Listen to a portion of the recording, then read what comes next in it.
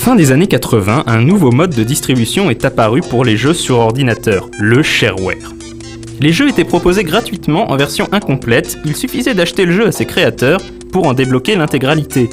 Ce principe novateur fit le succès d'un éditeur pionnier, Apogee Software. Apogee était également l'un des rares éditeurs à proposer des jeux de plateforme sur PC et permit à de futures légendes du jeu vidéo de faire leurs premières armes.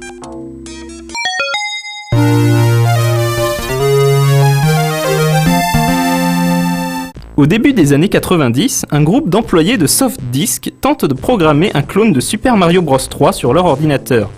Ils créent ainsi un moteur pour des jeux de plateforme en 2D sur PC. Le projet séduit Apogee Software qui accepte d'en être le distributeur. Ce sera Commander Keen.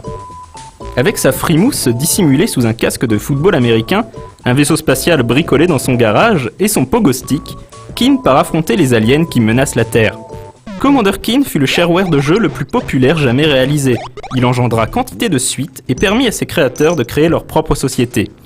Cette société porta d'abord le nom Ideas from the Deep, qui fut bientôt raccourci à ID Software. Les auteurs de Keen n'étaient autres que Tom Hall, John Carmack et John Romero, les futurs créateurs de Doom.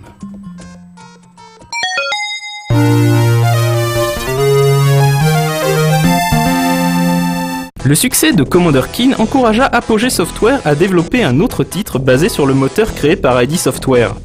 Il y est toujours question de savants fous, de robots tueurs et d'aliens menaçants, mais cette fois-ci le héros est une armoire à glace sous stéroïdes, aux répliques cinglantes. Duke Nukem est né.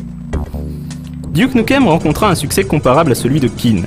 Sa suite directe, Duke Nukem 2, est l'un des tout meilleurs jeux d'action 2D de l'époque, grâce à ses graphismes détaillés, malgré quelques éléments graphiques piqués en douce à Turrican, sa musique entraînante et son action trépidante.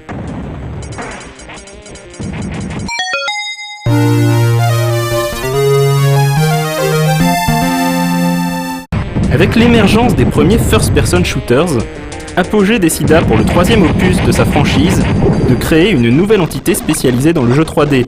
Ce sera bien sûr 3D Realms, qui créera avec Duke Nukem 3D l'un des jeux les plus cultes de tous les temps. Mais ceci est une autre histoire.